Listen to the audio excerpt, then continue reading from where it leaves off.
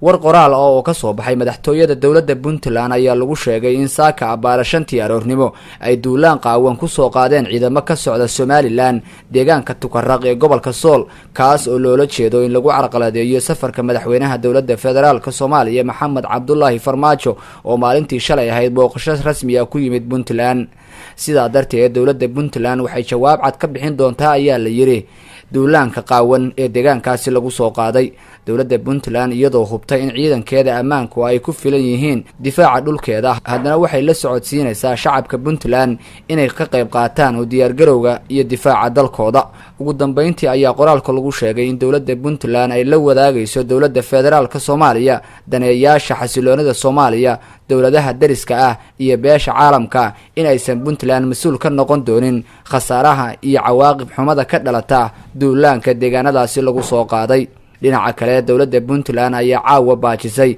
xaflad ballaaran oo lagu qaban lahaa madaxtooyada dowladda Puntland taas oo loogu dabaaldegi lahaa 4 sano guurada ka soo wareegtay markii madaxweynaha Puntland uu Puntland madaxweyne ka noqday 2014 bishii January